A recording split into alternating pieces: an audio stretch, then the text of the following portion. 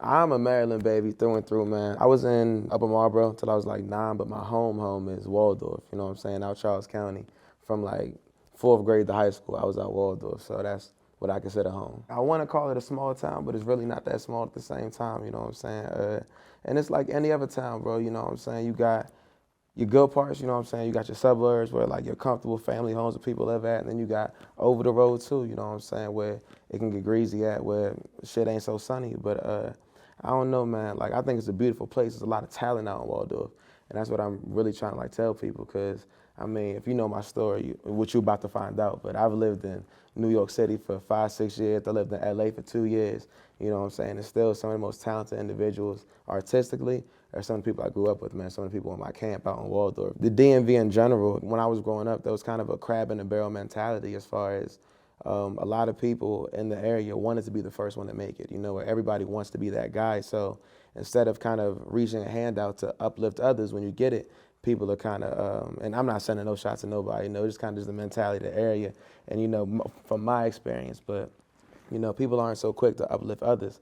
And I think what fosters so much creativity in Waldorf is the fact that, like, people love to make jokes about Waldorf and the DMV, you know what I'm saying? So we stick together, like, creatives in Waldorf, like, we were always collaborating, you know, trying to push the scene and just push the scene to the next level. Maybe because we have something to prove, you know, maybe not, but yeah, I think that might have something to do with it. This is how me and Cordae got tapped in, man. I grew up with him. We went to school together in Waldorf and really, like, learned how to rap together on some shit. Like, my first absolute ever mixtape, I recorded in bro's basement in Waldorf, you know what I'm saying? Him and my man M1 Darton made the beats and mixed it for me, and, you know, it's went up from there, you know what I'm saying? We started collaborating, making music together. We've always stayed in touch. Yeah, the opportunity showed itself for me to perform at the Fillmore. It's kind of lends to what I'm saying as far as reaching out and uplifting others, you know what I'm saying? When you see talent, kind of putting it on stage, and that's exactly what he did for me. I've been making music for as long as I can remember. I still have composition notebooks, like 3 or 4 of them full of just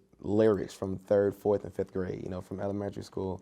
I still remember back in my neighborhood in Upper Marlboro before I moved to Waldorf, I'd go to the park on the corner and have rap battles with the older kids, you know what I'm saying? Go to the middle school at the bus stop and just start spitting my rhymes, which I'm sure was probably garbage at the time, you know what I'm saying? I was like 6 years old. But I've always had a passion for it, and I've always, you know what I'm saying, just wanted to prove I was the nicest, that I got bars, and like that kind of fueled me. I remember we had like a presentation. It was like show and tell or something in like 3rd grade, and I wrote a verse, you know what I'm saying? And I went in front of the class and I just rapped my verse. This was my show and tell, and everybody went stupid as far as, you know what I'm saying, the little kids and the teacher was showing mad love, and I was like, wait a minute.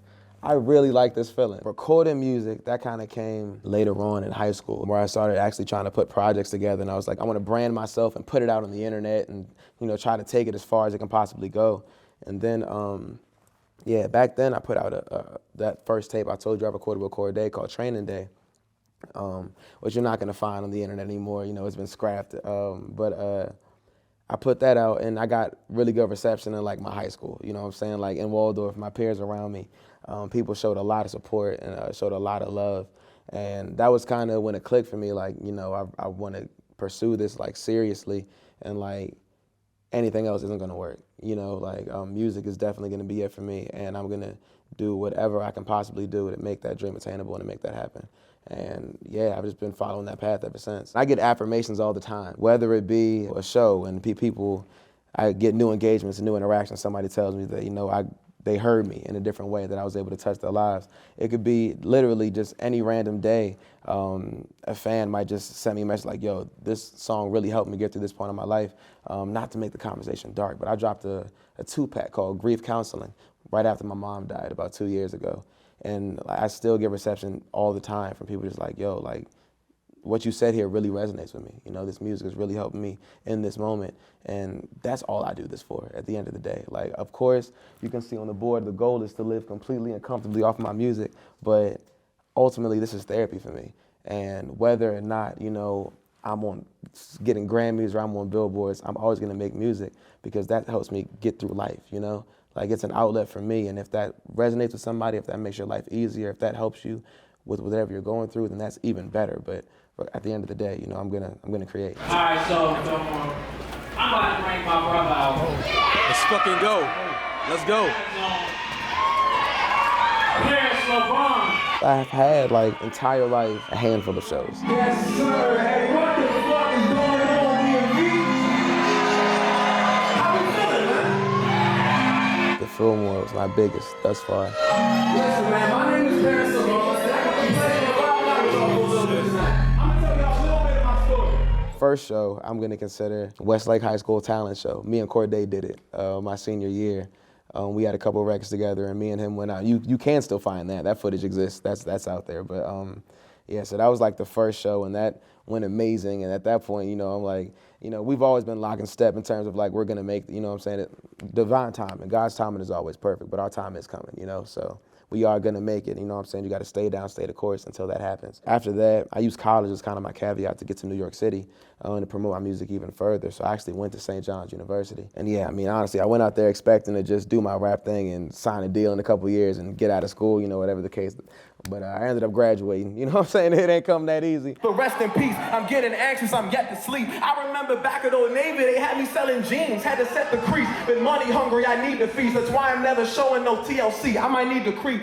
Rational actions when you drive with a passion. They say to your brothers, but blood isn't thicker than plastic. I write classical passages, I'm actually rapping, and everybody knows what's coming next, like smashing and napping. I casually scrabble in my book, and then magic just happens. Abracadabra, got the footwork, I look like a Kappa. Adding the factors, I'm a star. I've known about this show for maybe like a month prior to the Fillmore set, and I was just really meticulous with it because I wanted to, like you said, I wanted to be able to make an impression on people. And to be honest, like I could have done 5 bangers, just 5 super hype songs and, you know, got everybody hyped. But realistically, I kind of want people to take more from that. So that was the whole idea with the acapella first. It was that like I'm really saying something. So at least, because to be honest, man, I've been to a few shows and depending on what the situation is, people don't really pay attention to the openers, you know what I'm saying? People can really do anything else. It's time to get drinks. This is time to step out. We're getting videos. We're doing whatever while there's people performing. So I thought, you know, coming out, cut the music, let's just give them bars real quick. This is a Cordae show. You guys appreciate lyrics, you know what I'm saying? So, yeah, that was exactly what I was trying to do, just open your ears up. And then, of course, the banger at first to get everybody hyped. But at that point, once you're listening, the emotional stuff is a lot more true to my content and true to kind of who I am. You know, if you were to go through my discography, you'll find a lot more records like Blue or like Been Around or like Threat than you would like Kemba Walker or Carol Baskins, you know? Like, don't get me wrong, like, I'm a human, you know, I have different emotions. So I can have my moods where it's like, nah, I'm talking my shit, you know what I'm saying? I'm that nigga, let's talk about it, you feel me? But 9 times out of 10, I'm more so being reflective on situations I'm going through, my life, how I feel. So I wanted to express that because that's who I am, you know? They know I'm on it, feels like a blister. When the season start to feel like the shippers. All my niggas get about me, all my records get about me.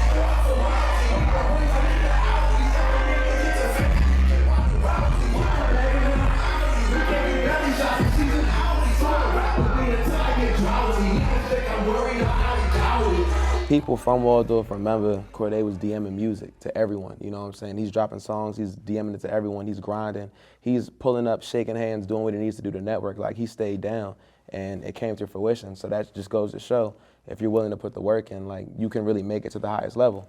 So, you know, I think it serves as inspiration for everyone from the area. Personally, like, coming up, being locked and step with him and making music with him to that level, that just makes it feel so close, you know what I'm saying? I'm hungrier than ever, just as far as like, you know what I'm saying? Like I said, divine timing, God's timing is always perfect, but I know my time is coming, you feel me? So just gotta stay the course. And yeah, man, it's beautiful.